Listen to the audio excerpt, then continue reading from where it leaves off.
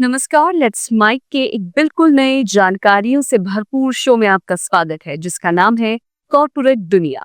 ये सिर्फ एक प्रोग्राम नहीं है बल्कि एक खिड़की है उस दुनिया की तरफ जहां बिजनेस की चालें, स्टार्टअप्स की उड़ानें, मार्केट की धड़कनें और कंपनियों के भीतर की कहानियां आपको समझाई जाएंगी आसान, रोचक और भरोसेमंद अंदाज में। आइए सबसे पहले नजर डालते हैं कारोबार की दुनिया की आज की खबरों पर। वैश्विक उथल-पुथल और अमेरिका के हाई टैरिफ के बावजूद भारत वृद्धि की राह पर मजबूती से आगे बढ़ रहा है। अर्थशास्त्रियों और विश्लेषकों का कहना है कि भारत की विकास यात्रा वैश्विक चुनौतियों का भले ही सामना कर रही है, लेकिन मजबूत घरेलू फैक्टर्स और सतर्क रूप से विकसित होती व्यापार पॉलिसी से इस प्रभाव को कम करने में मदद मिलेगी। क्रिसिल के मुख्य इकोनॉमिस्ट धर्मकीर्ति जोशी ने कहा कि मुझे लगता है कि आज अनिश्चितता वैश्विक वित्तीय संकट या कोविड काल के मुकाबले कहीं ज्यादा है। हालांकि बढ़ते व्यापार और पूंजी के प्रवाह के कारण भारत विकास के मोर्चे पर उन्नत अर्थव्यवस्थाओं के साथ तेजी से तालमेल बिठा रहा है। ग्लोबल फैक्टर्स लचीलापन प्रदान कर रहे हैं। इसके अलावा सामान्य मानसून, कच्चे तेल की कीमतों में कमी, पर्याप्त विदेशी मुद्रा भंडार और भारत का मजबूत सर्विस सेक्टर प्रमुख सकारात्मक पहलू है।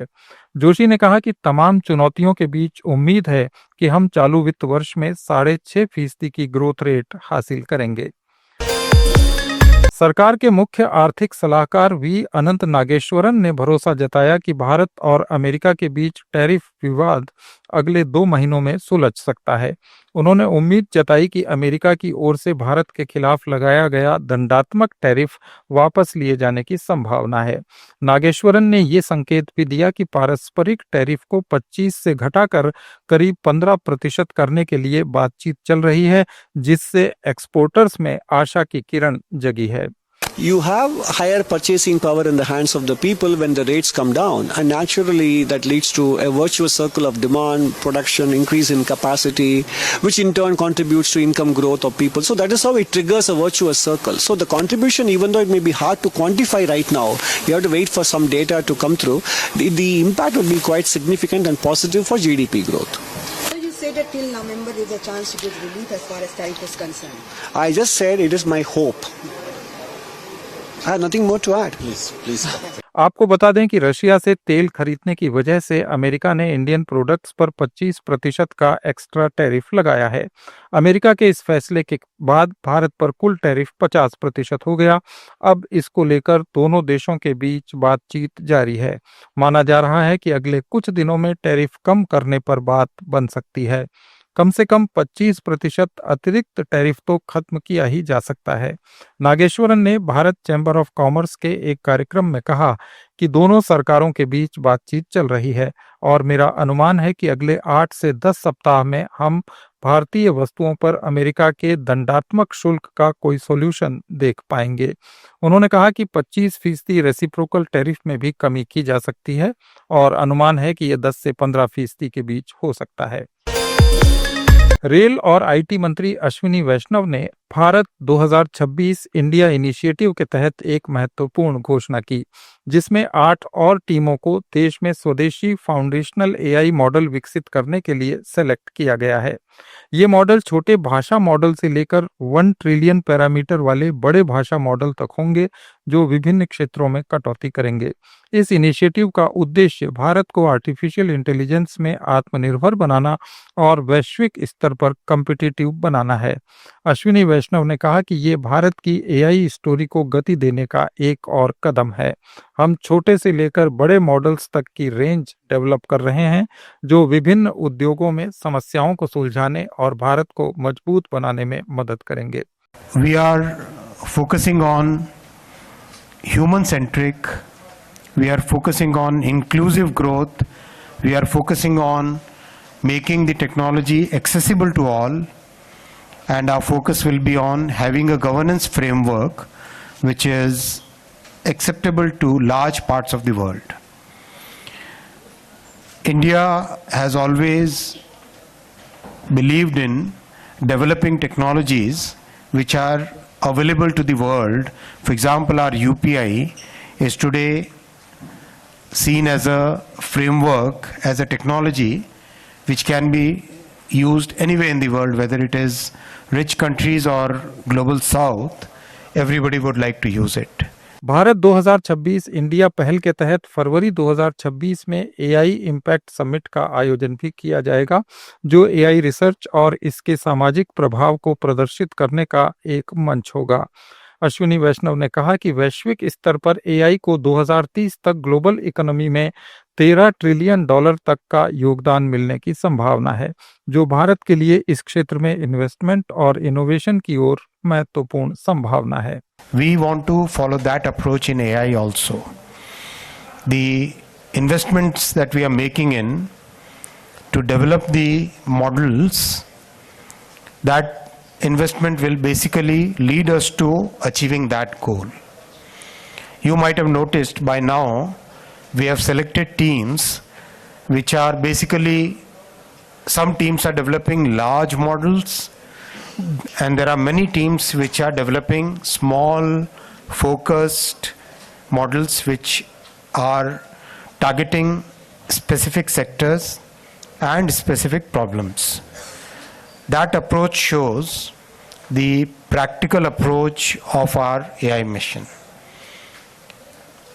We must be able to solve the population scale problems using technology. Our Prime Minister has given us that mandate, that as this technology matures and gets adopted, it should be useful to our people. भारतीय reserve bank ने भुगतान सेवा प्रदान करने वाले payment aggregators के लिए संशोधित दिशा निर्देश जारी किए हैं। इस पहल का उद्देश्य ऑनलाइन भुगतान करने वाले उपभोक्ताओं के संरक्षण को बढ़ावा देना और धोखाधड़ी से निपटना है। इन दिशा निर्देशों में धन वापसी की स्पष्ट समय सीमा, उत्कृष्ट डेटा सुरक्षा और धोखाधड़ी से बचने के लिए रोकथाम प्रणालियों के साथ ही बोर्ड की ओर से अनुमोदित विवाद समाधान नीति को अनिवार्य किया गया है। रिजर्व बैंक ने डिजिटल क्राइम के बढ़ते खतरों से निपटने के लिए ये आदेश भी दिया है कि पेमेंट एग्रीगेटर्स को धोखाधड़ी का पता लगाने और उनकी रोकथाम के मकसद से इन प्रणालियों के साथ साथ डेटा सिक्योरिटी के बुनियादी ढांचे को भी समायोजित करना होगा। भारत और यूएई के बीच द्विपक्षीय संबंधों को और मजबूत करने के लिए 13वीं उच्च स्तरीय संयुक्त कार्यबल पर निवेश की बैठक हुई। केंद्रीय वाणिज्य और उद्योग मंत्री पीयूष गोयल ने यूएई के ऑफिसर्स के साथ इस बैठक की सह अध्यक्षता की, जिसमें दोनों देशों के बीच व्यापार, रणनीतिक निवेश और संस्थागत सहयोग को बढ़ावा देने पर चर्चा हुई। गोयल ने कहा कि दोनों देशों ने व्यापार, डिजिटल बुनियादी ढांचे, वित्तीय प्रौद्योगिकी, ऊर्जा और आपसी संबंधों सहित कई क्षेत्रों में सहयोग को और बढ़ाने पर सहमति जताई। निवेश बढ़ाने का हमारे दोनों देश के बीच में कोई स्पर्धा नहीं है, हम एक दूसरे को सपोर्ट करते हैं। कुछ क्षेत्र हमने चुने हैं इस बार जिसमें हम विशेष ध्यान देंगे व्यापार बढ़ाने का। एक है टेक्सटाइल का क्षेत्र, टेक्सटाइल, होम डेकोर, जो पूरी चेन है।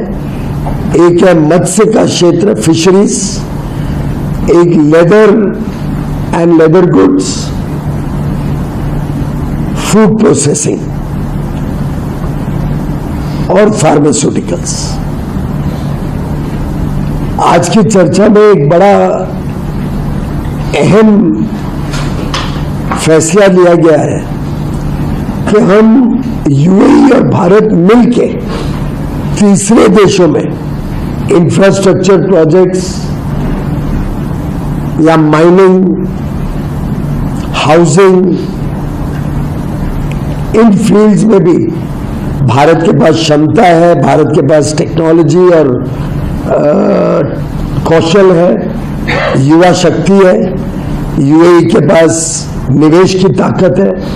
दोनों मिलके बहुत सारी संभावनाएं नई खुल जाती हैं। उसके ऊपर भी दोनों ने आगे काम करने का आज पोटेंशियल के ऊपर चर्चा की है, संभावनाओं पर चर्चा की है और हम आगे इसको और डेवलप करेंगे।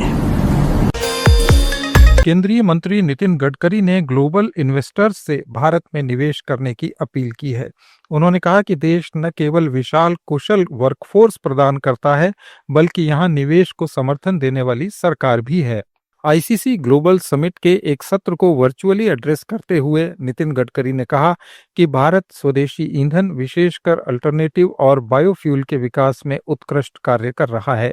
गडकरी ने कहा कि मैं वैश्विक निवेशकों और स्टेक होल्डर्स को भारत और महाराष्ट्र की ओर से प्रस्तुत अवसरों का लाभ उठाने के लिए प्रोत्साहित करता हूं। आइए हम सब मिलकर साझा समृद्धि और सतत विकास के भविष्य का निर्माण करें। The young, talented, engineering skilled manpower available in India is the basic strength for Indian industry. At the same time, today in the present India, our young, talented engineers start up doing excellent job. Our Indian scenario, we are giving highest priority for research and development. We believe in the philosophy that the innovation, entrepreneurship, science, technology, research, skill and successful practices, we name it as knowledge, and conversion of knowledge into wealth is the future.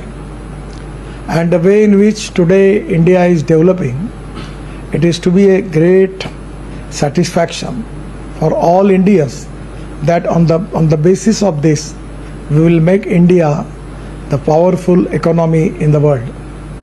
So today the way in which road infrastructure which is developing in the whole part of the country is very important.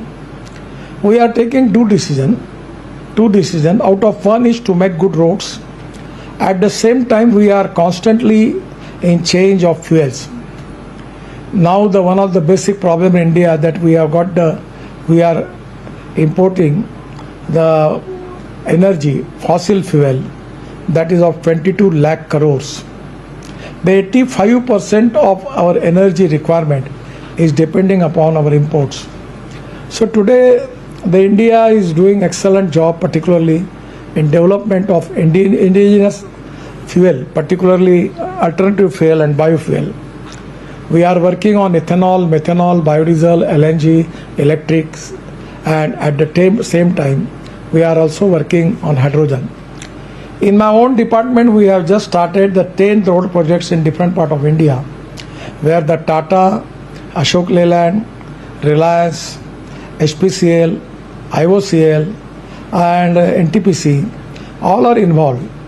And now we are making the trial project of 600 crore in 10 roads in India.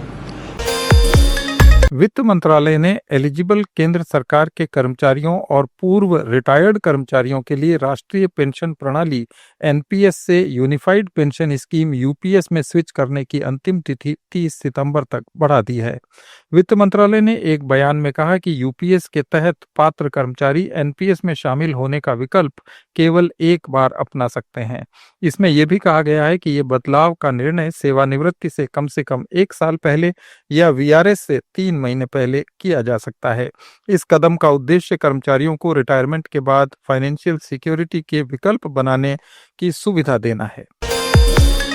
ED ने आंध्र प्रदेश में कथित 3,500 करोड़ रुपए के शराब घोटाले के सिलसिले में 5 राज्यों में छापेमारी की। ये घोटाला कथित तौर पर वाईएसआरसीपी गवर्नमेंट के दौरान हुआ था। मनी लॉन्ड्रिंग के तहत तेलंगाना, आंध्र प्रदेश, तमिलनाडु, कर्नाटक और दिल्ली एनसीआर में करीब 20 जगहों पर छापे मारे गए। जांच उन संस्थाओं और व्यक्तियों पर केंद्रित है जिन पर फर्जी और बढ़ा चढ़ाकर बताए गए बिलों के जरिए रिश्वत देने का आरोप है। चार्जशीट के अनुसार 50 से 60 करोड़ रुपए प्रति माह की रिश्वत ली गई। इस नीति को तत्कालीन मुख्यमंत्री वाईएस जगन मोहन रेड्डी की अध्यक्षता में हुई एक बैठक में अंतिम रूप दिया गया था। हालांकि उन्हें आरोपी नहीं बनाया गया है। वाईएसआरसीपी ने इन आरोपों को निराधार बताते हुए खारिज किया। ये थे कॉर्पोरेट जगत के आज के कुछ अहम समाचार। अपडेट्स के लिए जुड़े रहिए लेट्स माइक के साथ। आप सुन रहे थे let's mike more than radio. Follow कीजिए हमें हमारे सोशल मीडिया प्लेटफॉर्म्स पर। It's time for news. It's time for more than radio. Presenting the first radio news app, Let's Mic. Let's Mic, a news-based app on your phone where you get to watch and listen news, talk shows, interviews, radio show podcasts. On Let's Mic, you get all relevant information of TV, print, radio, podcast, and digital. Let's Mic talks about every segment of life.